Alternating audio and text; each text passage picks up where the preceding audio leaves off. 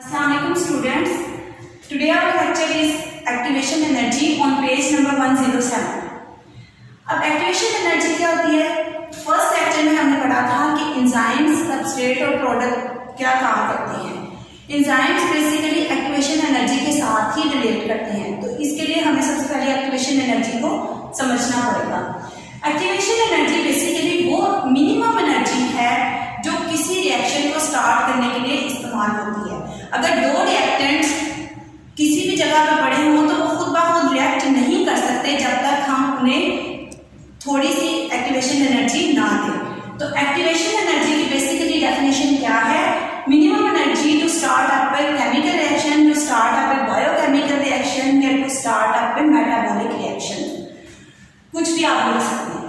अब activation energy basically आगे आपको एक एग्जांपल से समझ आएगी कि स्टार्ट में अगर रिएक्टेंट्स पड़े हुए हैं तो एक्टिवेशन एनर्जी एक बैरियर के तौर पर एक्ट करती है, यानी एक मुश्किल के तौर पर एक्ट करती है।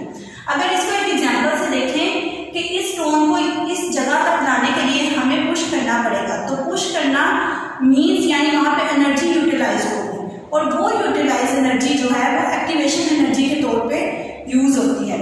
अब एक्टिवेशन एनर्जी को उसके वर्ड से भी हम लोग जो है वो डिस्कस कर सकते हैं। उसे हम टू एक्टिवेट द रिएक्टेंट भी कह सकते हैं। ऐसी एनर्जी जो दो रिएक्टेंट को एक्टिवेट करे कि वो रिएक्ट करे और हमें प्रोडक्ट दे।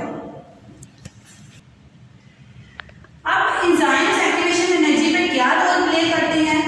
अगर मैं इस रिएक्शन के एग्जांपल से देखूं तो अगर ए और बी रिएक्टेंट हैं और रिएक्ट करने के बाद सी और डी प्रोडक्ट बनाते हैं, तो इनको स्टार्ट में एक्टिवेशन एनर्जी चाहिए 100 किलो कैलोरी। सपोज अगर इनको 100 किलो कैलोरी चाहिए तो ये बहुत ज़्यादा एनर्जी है, हम इस रिएक्शन को स्टार्ट करने के लिए इतनी एनर्जी अवेल नहीं कर सकते। अगर इतनी एनर्जी हासिल होगी तो ये रिएक्शन स्टार्ट होगा, वरना ये रिएक्शन एज इट इज हमारी बॉडी के अंदर पड़ा रहेगा, यानी दोनों रिएक्टेंट वर्क नहीं करेंगे। अब एंजाइम्स क्या करते हैं? एंजाइम्स इस एक्टिवेशन एनर्जी को कम कर देते हैं। अगर यही रिएक्शन एंजाइम्स की मौजूदगी में किया जाए तो वहां पर एनर्जी 100 किलो कैलोरी की बजाय 30 किलो कैलोरी रिक्वायर्ड होगी, जो कि बहुत कम है, और 30 किलो कैलोरी हम इजीली हासिल कर सकते हैं, यानी इजीली इस रिएक्शन को स्टार्ट अप करने के लिए यूटिलाइज कर सकते हैं। इस तरह से ये दिखाया गया है कि ऐसा रिएक्शन जो एंजाइम्स की गैर मौजूदगी में हो, यानी एंजाइम्स की एब्सेंस में हो, वहां पर एक्टिवेशन एनर्जी ज्यादा चाहिए होती है, और जो रिएक्शन एंजाइम्स की मौजूदगी में किया जाए या एंजाइम्स की प्रेजेंस में किया जाए वहां पर एक्टिवेशन एनर्जी बहुत कम रिक्वायर्ड होती है।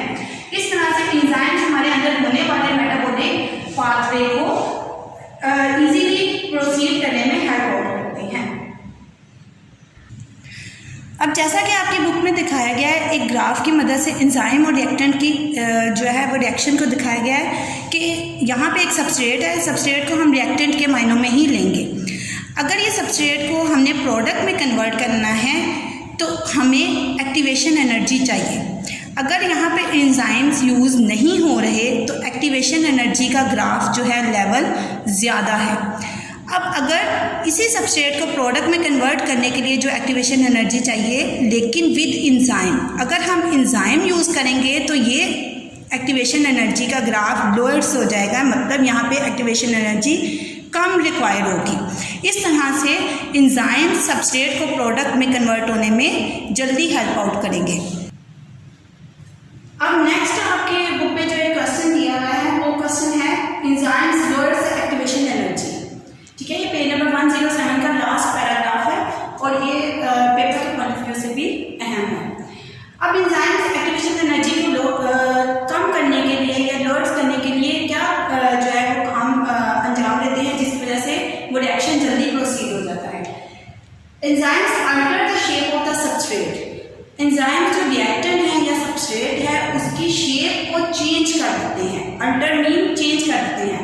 सपोज अगर जो है वो एंजाइम सबस्ट्रेट सर्कुलर था, यानी सर्कल शेप में था, लेकिन उसका रिएक्शन जो है इजीली प्रोसीड नहीं हो रहा था, तो वो एंजाइम की जो सबस्ट्रेट की शेप है वो सर्कल की बजाय ट्रायंगल में शेप में कन्वर्ट कर देंगे, जिससे रिएक्शन जो है वो जल्दी प्रोसीड हो जाएगा।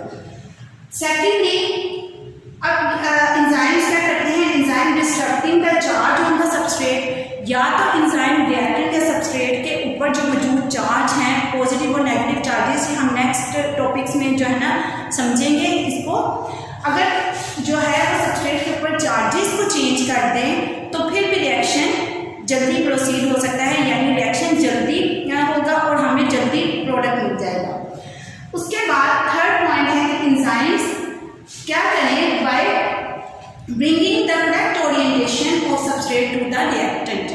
अगर एंजाइम्स रिएक्टेंट को या सबस्ट्रेट को सही डायरेक्शन में ले आए, ओरिएंटेशन का मतलब है डायरेक्शन, यानी अगर दोनों जो है वो ऑपोजिट वे में मूव कर रहे हो, दोनों रिएक्टेंट, तो एंजाइम दोनों रिएक्टेंट को टुवर्ड्स मूवमेंट की तरफ ले आए या टुवर्ड्स डायरेक्शन की तरफ ले आए जहाँ पे वो दोनों रिएक्टेंट एक दूसरे के साथ रिएक्ट करें, तो फिर भी एक्टिवेशन एनर्जी लोअर हो जाएगी।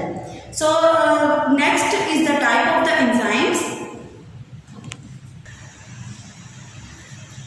टाइप्स ऑफ एंजाइम्स में दो तरह की टाइप्स हैं, इंट्रासेल्युलर एंजाइम और एक्स्ट्रा सेल्युलर एंजाइम। इंट्रासेल्युलर का मतलब है जो एंजाइम सेल के अंदर काम करें उन्हें हम इंट्रासेल्युलर एंजाइम्स कहते हैं। Enzymes that release inside the cell are called intracellular enzyme. ये डेफिनेशन है, आपकी बुक में मेंशन नहीं है, आप इसे जो है वो राइट डाउन कर लें। अब ऐसे एंजाइम्स जो सेल के अंदर रिलीज हो और वहीं पर रिएक्शंस के अंदर इन्वॉल्व हो और रिएक्टेंट को प्रोडक्ट में कन्वर्ट करें, उन एंजाइम्स को इंट्रासेल्युलर एंजाइम्स कहते हैं। इनके एग्जांपल्स में हैं ग्लाइकोलाइसिस, ये आप चैप्टर नंबर 7 में पढ़ोगे। आप सिंपली याद रखो कि ग्लाइकोलाइसिस के एक प्रोसेस है जिसके अंदर हम ग्लूकोज की ब्रेक डाउन करते हैं, और इस प्रोसेस के दौरान यूज होने वाले एंजाइम्स साइटोप्लाज्म के अंदर रिलीज किए जाते हैं और वहीं पर अपना फंक्शन परफॉर्म करते हैं। Now the extracellular enzyme. Extracellular enzyme ऐसे एंजाइम्स हैं जो सेल के आउटसाइड किसी भी जगह पर, किसी भी स्पेस में, किसी भी कैविटी में रिलीज होकर रिएक्शन करें, उन्हें हम एक्स्ट्रासेल्युलर एंजाइम्स कहते हैं। Enzymes that act in the space outside of the cell are called extracellular enzymes. अब इसको एक एग्जांपल से देखते हैं। जैसा कि आप लोगों ने फर्स्ट चैप्टर में पढ़ा था कि पैप्सिन जो है वो स्टमक में रिलीज किया जाता है। अब वो स्टमक के सेल्स तो वहाँ पे बहुत सारे हैं, स्टमक के अंदर ग्लैंडुलर सेल्स भी हैं, स्टमक के अंदर जो है वो उसकी वॉल्स के सेल्स भी हैं। तो अब जो पैप्सिन है वो उसकी वॉल के सेल्स से रिलीज होता है, यानी सेल अपने से बाहर रिलीज करते हैं स्टमक की कैविटी के अंदर। अगर ये सेल है और इन स्टमक के इन सेल से जो पैप्सिन रिलीज होता है स्टमक की कैविटी के अंदर, यानी पैप्सिन सेल के अंदर रहते हुए फंक्शन परफॉर्म नहीं करता बल्कि सेल से बाहर रहते हुए